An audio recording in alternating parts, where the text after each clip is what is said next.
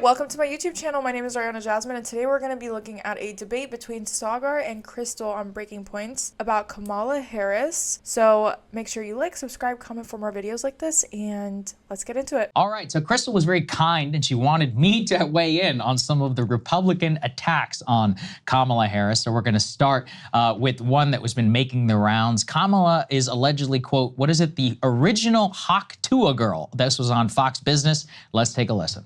Yeah, and then there's the DEI press secretary telling you that the DEI vice president is the future of the party here. And so the future looks kind of dim for the Democrats here, but this is no shocker either. Kamala Harris, she's the original Hawk Tuah girl. That's the way she got where she is. And the party's going downhill if it's in her hands. That was tough. What the fuck does a Hawk Tuah girl even mean? Oh, okay, well, that was a very complicated way of explaining it, but it seems like it means a woman that makes it because she gives head, I guess. First of all, the fact that they said this on Fox is incredibly inappropriate. As much as I don't like Kamala Harris for my own reasons, I don't think anyone should be speaking about any woman this way. And if we're going to be talking about the sex lives of different people, Trump has over 50 pictures with Jeffrey Epstein. So I don't really understand why we're talking about Kamala Harris's past sex life. I don't know why that's a topic. I don't know why we're using such vile, disgusting names on national TV. I mean, listen, you want to talk bad about Kamala Harris? Tell me about her policies. Give me legitimate reasons about why she's bad. Don't tell me that she traded sex for employment and that's how she got up the ladder. It's just very despicable and disrespectful. I don't agree with that. As much as I don't like Kamala Harris, I don't like that. That was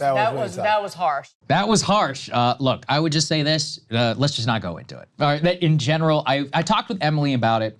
I have annoyance with some of this because some of this, it's like, well, what is allowed to be talked about and not? So with Trump, it's like, okay, well, we have now spent years litigating. Did he have sex with Stormy Daniels up until the point of what? I'm not going to go into, let's just say the very personal details of Donald Trump's anatomy, what the exact sexual encounter was between the two. That was a key thing against him. So it's it was in the context of a campaign payment and cover up. That was the context there. But then actually, I could literally kiss Crystal right now. I was just about to say that. The reason why everyone is talking about Donald Trump's sexual life in such detail is because he made a deliberate choice to pay a porn star with campaign finances, which is a huge no-no. Had a bunch of federal violations because of it. He had to go to court for it. Obviously, we know that. He got convicted, but you can't really compare that to Kamala Harris, right? It's not really comparable. And the Karen McDougal thing also, many of Trump's affairs. So Trump's sex life was totally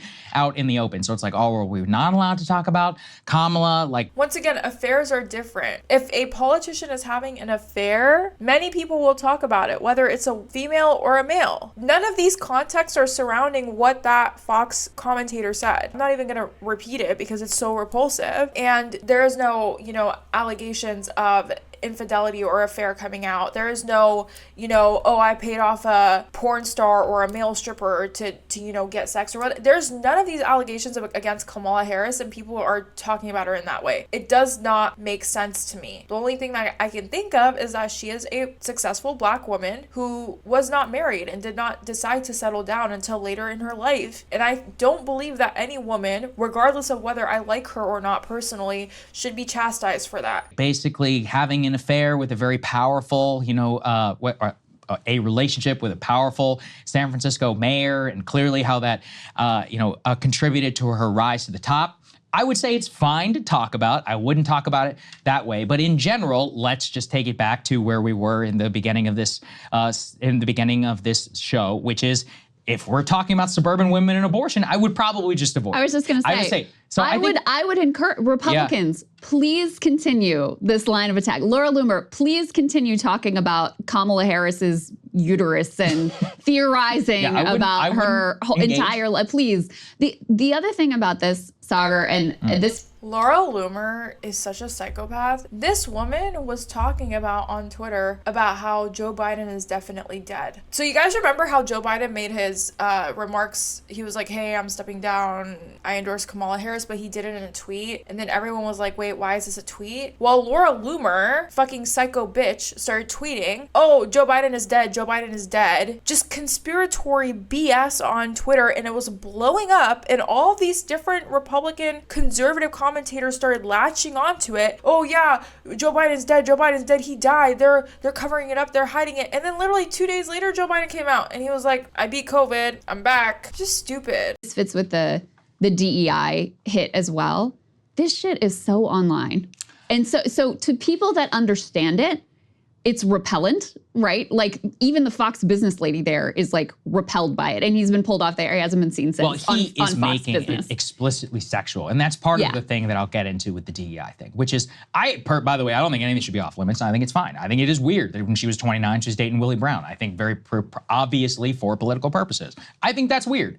It tells me a little about her sociopathic personality that basically is required to become president. So I think she is just like anyone who wants to be president. Many of these people are willing to do anything in order to ascend to power. And that's basically a requirement for the arrogance to think that you should be president. Okay, so let's leave it at that. Now, I didn't say that in a sexist way. Note that I just put it in exactly the same terms of many people who want to climb to the very top are willing to do anything to do that. So I think in that context, it's fine. Now, I would not put it in an explicitly sexual terms the way that, I don't know who that guy was, the Fox Business analyst or whatever. Let me tell you what his Twitter profile says, because you'll enjoy this. Please, hit me. It says, a father of 4, host of First Class Fatherhood. Oof. All right. Yeah. See, Class act. would you talk about your daughter that way? You know, would you want to talk about women that way? In general, like I said, this whole like slut shaming thing, I wouldn't do it personally. Why is it always the Republican conservative, I'm a father and I believe in God type people that say the most heinous shit about women? That has to be like, some psychologist needs to do a case study on that, because there's so many cases where this happens and it's just wild to me.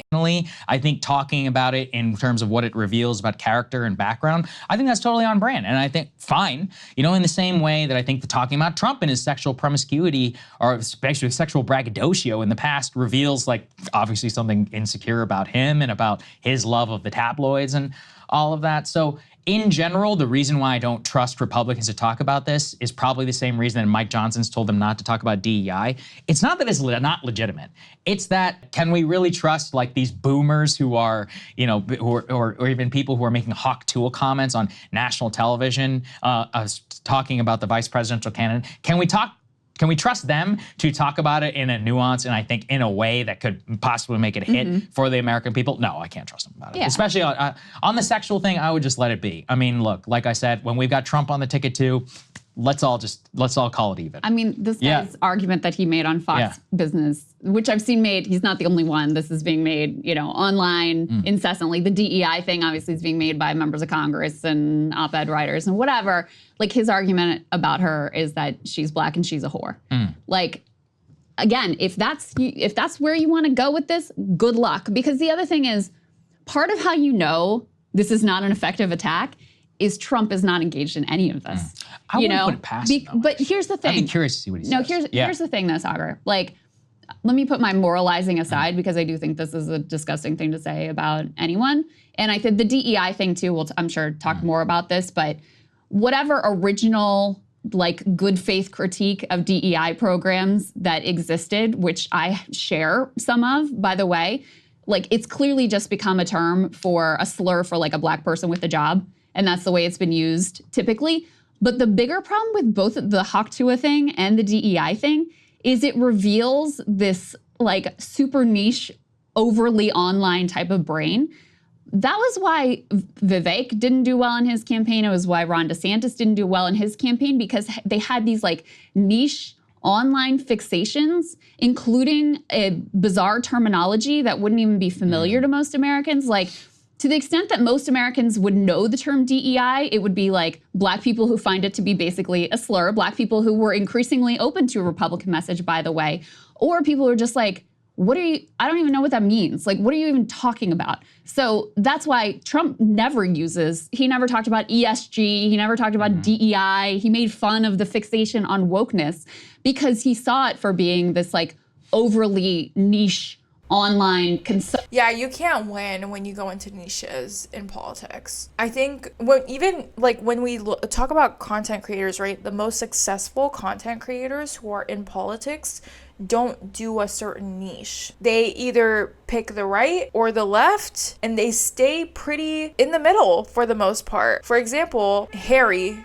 Sisson, he has picked the left and he's very central. He's pretty much a DNC pick. I can bring up a couple of them, but in general, the people who are very successful in content are the people who don't niche down and they just talk about politics with respect to the party, right? So for example, someone like me who talks a lot about the Middle East, because I can't control myself and I could never be a DNC shill given all of the atrocities that they commit in foreign policy. But someone like me, it's going to be a lot harder for me to succeed than someone like, for example, Harry Sisson, right? And so when we're talking about how to succeed in politics, the same strategy kind of lingers into political parties and campaigns as well. Because when you are running a campaign for being a Republican, when you niche down like Ron DeSantis, or you're not going to win. You're just not going to win. If you talk about wokeness as an overarching term, then yeah, it's going to resonate with a lot of people. But when you start niching down, that's when you start fucking up. If you want to move the ranks in the political realm, when you're talking about the DNC and RNC. Concern that doesn't land for normie Americans. So outside of the fact that I think there are certain demographic groups that will find this type of language and tech repellent,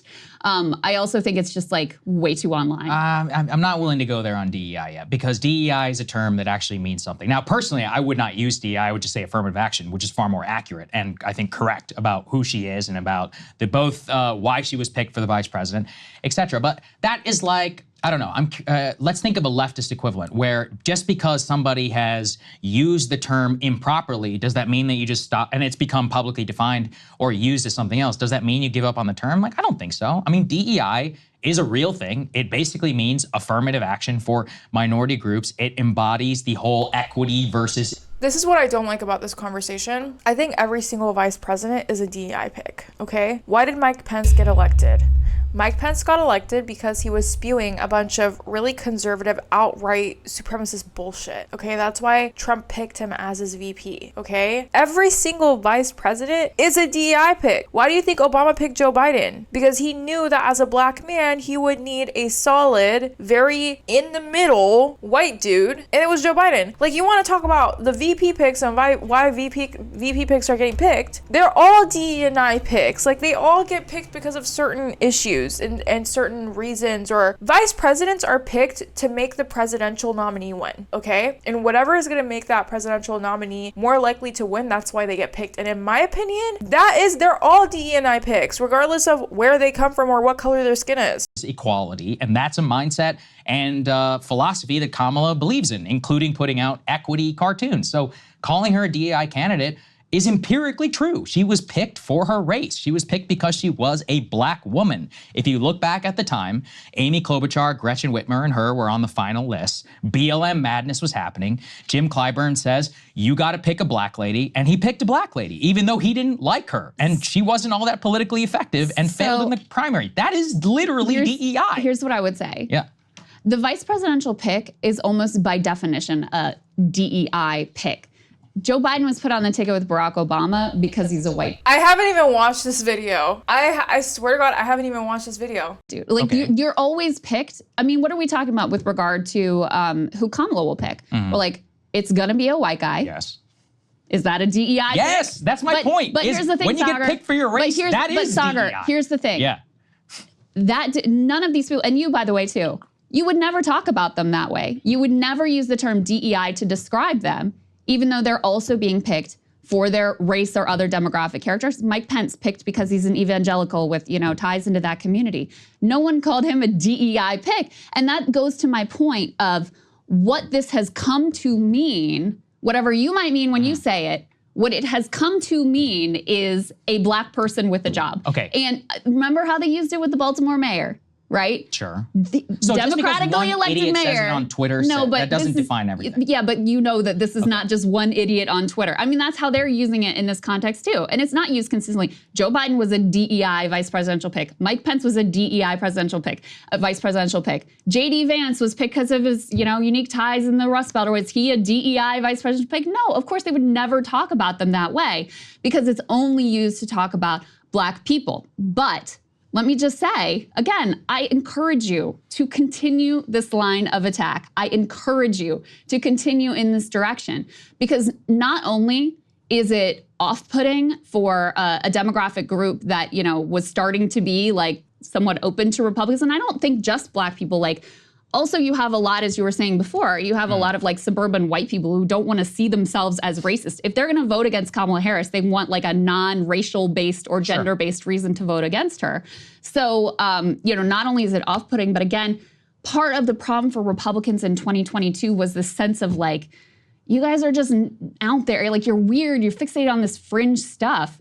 And all this DEI, ESG, all this hyper online fixation, hawk to a girl, do you think my mom knows what that is? No, she doesn't, okay? So I encourage Republicans to continue in this direction. I think this is going to work out very well for I'm them. not defending Haktua, but here is why, and you brought up an important point, so let's think about the history. Affirmative action was literally created for Black people. There's a reason why the term is inextricably linked. Now, part of the problem with affirmative action, that's what makes it an explicitly racial But this is what I'm saying. The problem with affirmative action is that it became DEI, which became an all-encompassing term that got fused with BIPOC, ESG, all of this minority obsession. So whites are by definition not a minority, which is why the term is not traditionally used with that. Now, as a mindset itself, by the way, I oppose racial preferences. I oppose voting for people because of race, and I don't believe in racial exceptionalism or any of this stuff. And I would have opposed it back in the 1960s too. The policy has been a disaster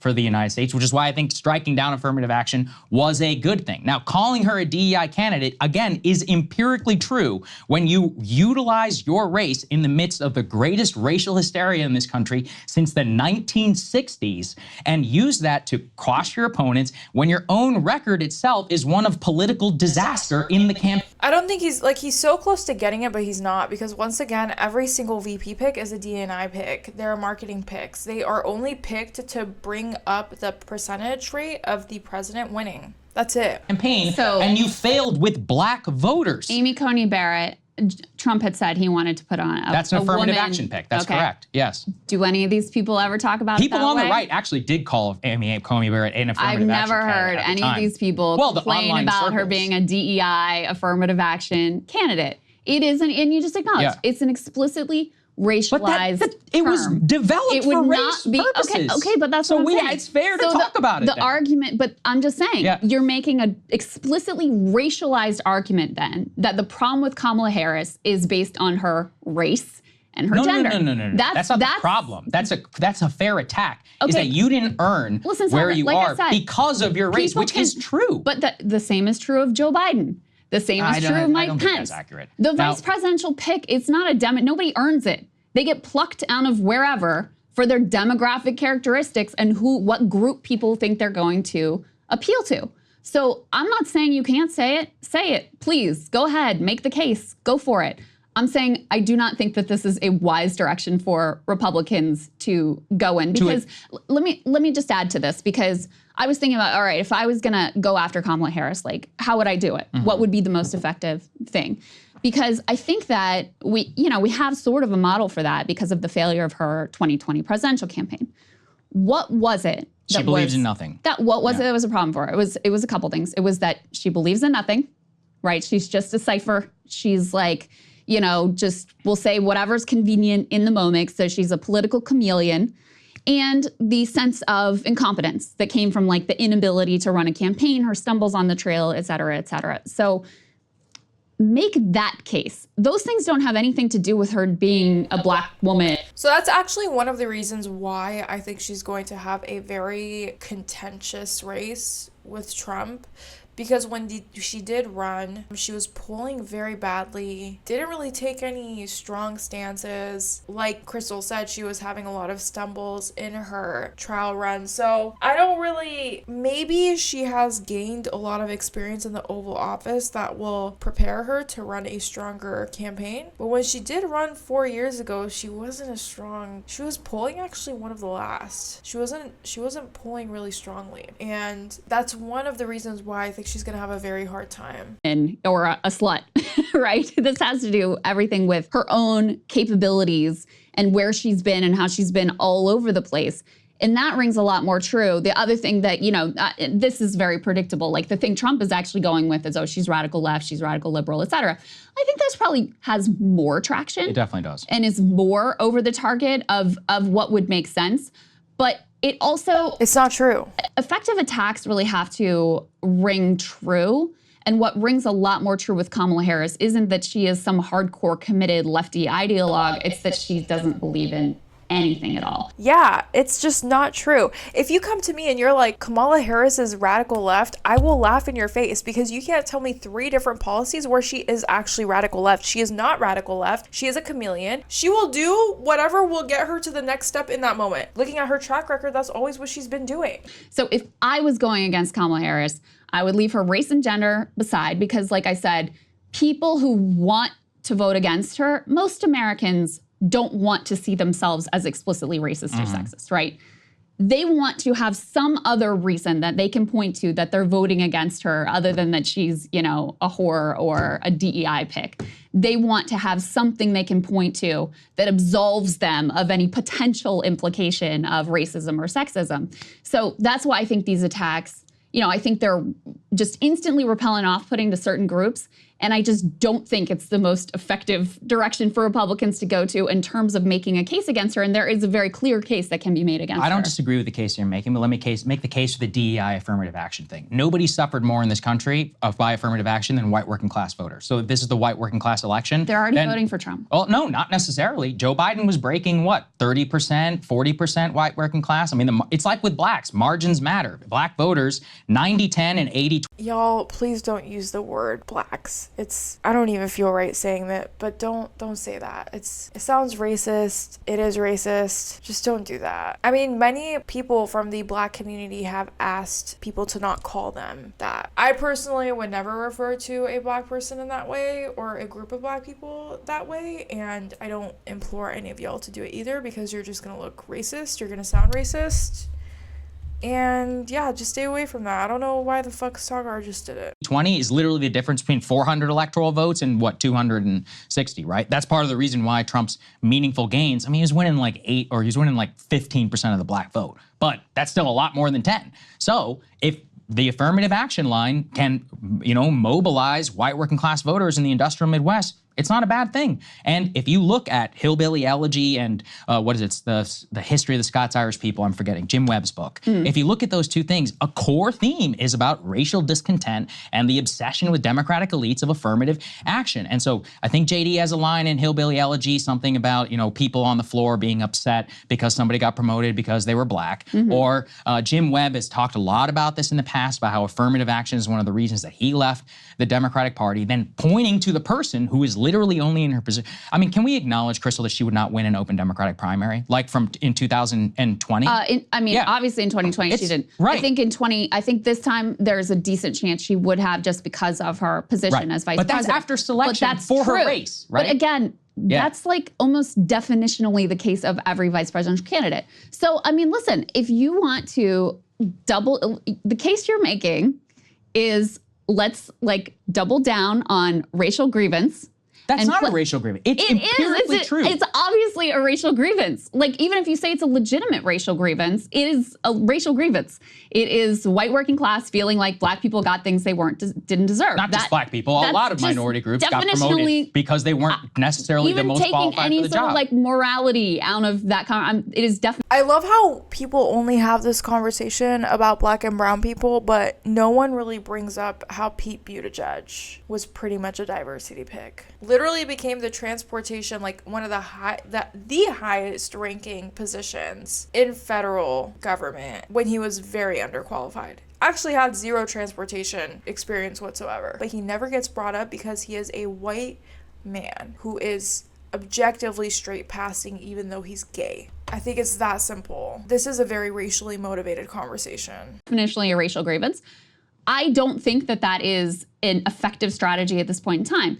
And it's not the coalition that Trump is trying to go after this time. I mean, they've really been trying to expand into a more diverse coalition. Yeah. They have a lot of problems with suburban women that they know is going to be a major issue. So, I think the J.D. Vance vice presidential pick was a foolish one for this exact reason, because it's also just doubling down on a base that is already with you. Like, you already have the enthusiasm of this group.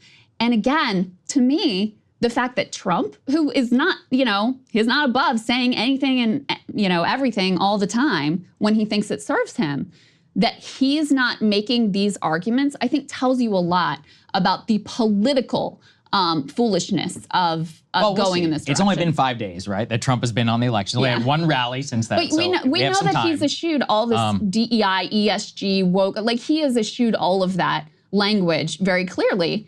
And even made fun of Ron DeSantis. And I think that's woke. I don't disagree with any of that. Yeah, and that's a big part of what the rock that Ron DeSantis crashed into is his fixation with these things that are hyper online and somewhat niche and just feel weird and fringe to a lot of normie Americans, putting aside the debate we're having about the morality and whatever. I think if I were Trump, I don't think it's a bad attack. Like I said, with winning white working class and trying to, now, let's say, I would use the term affirmative action because I think it's also the most accurate. Now, I'm also going to object, though, that you can't just throw these claims out, because notice who I'm not going to call a DI candidate. Barack Obama. Barack Obama rightfully won the presidency and his primary election on the strength of his own name. And I don't think, if anything, if he had racial headwinds or whatever, it was far stronger in 2008, and he blew it out of the water. I don't think he was a DEI candidate. He was never selected. He was never anointed. He was never given a position. He fought the Clinton establishment and he won. That's actually an inspiring racial story. And that's part of the reason why you can connect to that. That's why white working class people can connect to that. Obama grew up, his background, that was everything. Kamala's a different story. I mean, she was selected because of her race. Right, but and I'm not going to just put away and say, we're not allowed to say that, in my opinion, did I say you're not allowed? Okay, fine. Like I said, I hope Republicans continue in this direction because I think it's a very ineffective, off-putting, overly online attack. I think if you polled most of the public, they couldn't even tell you what DEI even means. I agree, but they might know what affirmative action means, and they are two sides of the same coin. So I'm just gonna, look, we'll see. We'll find out in November. I think as a person who is a minority, can I play my minority card now? If I ever got promoted or ascended or whatever because of my race, I'd be mortified because of it. So anybody who's out there who supports this type of crap, you're just shooting yourself in the foot, in my opinion. And I think it's the stupidest thing. Now, again, part of the reason why I connect with the affirmative action message is explicitly because I despise people whose only characteristic about them is making it all about their race. That's not interesting. Like, what color you're born is not interesting at all. What you believe and what you're going to do for others, that's, again, why I at least revere Barack Obama as a political animal, using his background as both a black man, right, and also his white mother and his grandparents growing up in Kansas to create a story that everyone could connect to. That was genuinely inspiring. I remember thinking about it at the time, and to this day is one of those where everyone can, but that's not necessarily unique about his race. Clinton was very effective in the same thing. He literally said, I grew up in a trailer park. I was trailer trash. And that's one of the reasons why they even called him at the time the first black president, which is stupid, but because he connected a lot with black voters. So that's my point, is that it's not about race per se. It's about connecting with what people feel icky about the other person. To your point about Barack Obama, all political candidates, except for Bernie Sanders, they use their identity. Like, they talk about their biography, that Trump as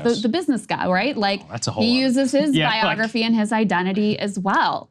Like, that's part and parcel of what you do. So I don't find it I don't find her talking about her identity to be some crime against This is why when people say Kamala Harris is going to get picked apart a lot more than other candidates, this is why I agree. Because obviously as a black woman, if she talks about her identity, oh, she's a DE&I pick. She gets picked up as a vice president, oh, she's a DE&I pick. Because every single political candidate talks about their background. They all talk about their backgrounds because they want to connect to people. In my opinion, this wouldn't even be a conversation if she was a white man. Country, I think it's far more important what she's going to do. I think the fact that she hasn't stood for anything, and even after all these years in politics, I have no clue what this woman actually believes. I think that's a problem. But for her to talk about her identity and for people to aspirationally want to, that was part of the appeal of Barack. I remember how excited people were when he was elected in 2000. I know you were a baby, but they were excited. Even people who weren't really Democrats or didn't even vote for, they were excited because of what it said about the country, right? She benefits from that as well. And I think for Republicans to try to make an explicitly racial or gender-based case against her, I just think that will backfire, especially given the coalition they're trying to put together. I'm not sure I agree, just because we have lived through BLM madness, we lived through anti-racism baby and all this other. People are fed up with a lot of this stuff. Look, I'm not saying the CRT thing was like a big winner, but I think if you look at the general trend, people are mostly gone past. People are mostly past a lot of the BLM nonsense that was, shoved down our throats for an entire 2-3 years in this country. Okay, BLM is always going to be a thing, and it's always going to be something people believe in because BLM is a philosophy. It's pointing out things that are very wrong with the policing in America and how that detrimentally impacts majority black folks, but black and brown folks. We literally just had Sonia Massey's massacre, right, come out in full, video that the police did. So I don't really know what he means by BLM was just a hype and whatever, because BLM is always going to be a conversation. Now, if you want to talk about the organization BLM, I'll have that separate conversation with you. But when we're talking about Black Lives Matter, the philosophy that policing in America is hurting black and brown people at a much higher rate, then I don't think that's something you can say the BLM nonsense. You know what I mean? I can't be the only one who was further radicalized on race as a question of that, in terms of being explicitly against racialism in American politics. And but that's the thing, Sagar, is that's actually the biggest danger, is that right now Republicans are the ones that appear to be engaged in that racialism. Because I do think you're right that Americans have an instinct towards the colorblind ideal. And they should. I think that's a good thing. And so when you're making an explicitly racialized case, it flips from, Democrats. There was a time when Democrats were the ones who were word policing and nannies and PC and cancel culture and all this stuff. And then Republicans flipped the script because they got so obsessed with wokeness that it seemed like you guys are the ones who are obsessed with this stuff. And it's the same dynamic now. Kamala Harris is out there talking about the normal Democratic side, abortion and middle class, about all this stuff. And Republicans are out here making an explicitly racialized case. I think to a country that really prefers a colorblind self-perception at the very least, they find the explicitly racialized arguments when they were made by Democrats, but now when they're being made by Republicans, to be off-putting, repellent, and not appealing. That's what I think, because I do think that the colorblind view, where you're not obsessing over these demographic characteristics, is far more salient, far more reflective of the aspirational place Americans want to be. And so when it's Republicans who are the ones who are talking about, racial characteristics, they're the ones in danger of sort of violating that precept of, we're, supposed to be a colorblind country. I personally, though, I feel a bit gaslit on this conversation, because it's you can't, and I'm not talking about you, but I'm saying media, Democrats, and others, you can't spend the last 25 years of American politics making everything about race. And then when people say, hey, you were selected because of your race, you're breaking up race. It's hold on a second. What? What just happened here? So I am skeptical that this will have the negative. Sagar is just unwilling to drop it. I'm feeling gaslit. IDK was that's so funny. Yeah, because it's really funny. I mean, saying that every single VP pick is a is a D&I pick is not a very controversial thing to say. I mean, even I would tell you that. And I tend to think that I genuinely look at politics and I make constructive arguments. Even though I land on the left side, I point out when Democrats are wrong or when left-leaning people are wrong. You know what I mean? And yeah, I think that point was a bit ridiculous. I don't know what the fuck he's talking about being gaslit. Effect. Because like I said, I think there are a lot of people out there. I mean, the affirmative action thing, that was very popular for most people whenever it was struck down. I think it's actually a decent attack. I don't trust anybody who was selected by affirmative action. Now, especially whenever it's the most important job in the entire world. So I think that's a decent enough attack. Now, also, for now, she's talking about abortion. How soon until we see explicit racialism that comes from her about diversity quotas, about the people who she's surrounded with, what percent of her staff is going to be black women or whatever, or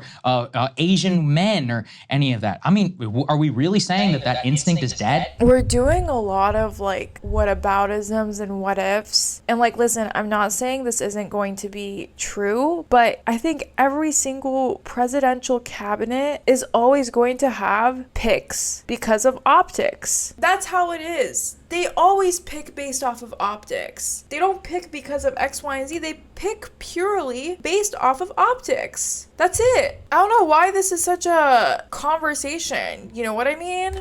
In the modern Democratic Party? Like, of course not. The Biden administration has racial quotas literally for people who work for them. So this is somebody who also, she always talked about the amount, her diversity in her office. So, like, you can't both believe in that and then get upset whenever it's used against you. Now, if I were her, I agree. I would only talk about abortion and middle-class issues. But I have no doubt that she, and especially if not her, the media and her surrogates will also make it into a thing. And I'm just not convinced yet that the backlash, now I wouldn't say use DEI, I would say affirmative action and against racialism specifically, which I think Democrats are the people who mostly use that rhetoric and have dominated the conversation now for a long time. I think pushing back against that is potent, has been for, I can only speak for myself. I don't know. We've only been here now for a week. I find it repellent that she was selected for that reason. I think But do you find it repellent that Joe Biden was selected for that? Or do you find it repellent JD Vance was selected because of his character? But he wasn't selected explicitly because he was white. Yes, he was. No, and this is the other thing. The lies we tell ourselves also matter. Do you find it? They said we're picking her because she's black.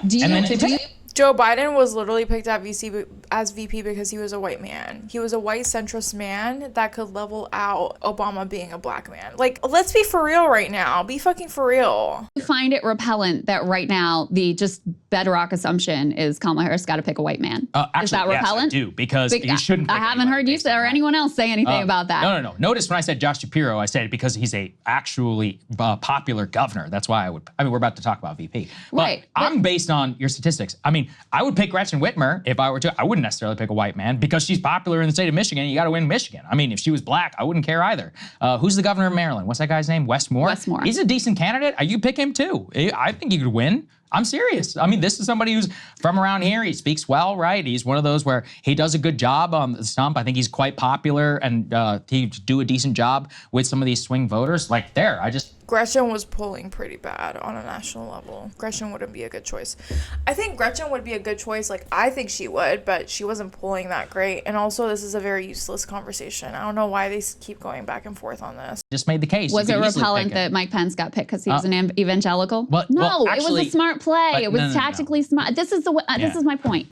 Sarah Palin picked because she was a woman. Yeah, that was actually stupid. And she was young. And, you know, she was picked for her. I don't remember anyone saying it's repellent that she was picked for her demographic characteristics. So why is it repellent when it's a black woman picked for her characteristics, and it's not repellent when it's a white man picked for his characteristics? Because they made the whole conversation about race, like I said, the last 20 years. The media and Democrats who are literally donning themselves in kente cloth, putting George Floyd and BLM signs up in every restaurant in the country, and then expecting everyone to just sit there and be like, oh, this is actually totally fine, that we've completely lost our minds on all of this discussion. And then it's like getting mad whenever you say, hey, that was actually crazy. You were picked because of these reasons. Why shouldn't we say that that's bad? But because it's not applied uniformly. That's my point. It's only applied when it's a black person. That's the point in the election. And you're right.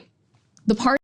That's ridiculous. But look, anyway, I'll tell you what, if Republicans lose, and Wow, are they actually changing the subject now? they lose what? Even more of the black vote and suburban white vote than they did in 2020, then I'll think you're right. But if they don't, then I'm going to say I think it was actually a smart play. And I'm curious to see how it So actually why resonates don't you with the think people. that Donald Trump is making this argument? Because it's only been out for 5 days because he got shot in the ear and he's only had enough time to say laughing Kamala or what is it, lying Kamala? It's both. Oh yeah, okay, whatever.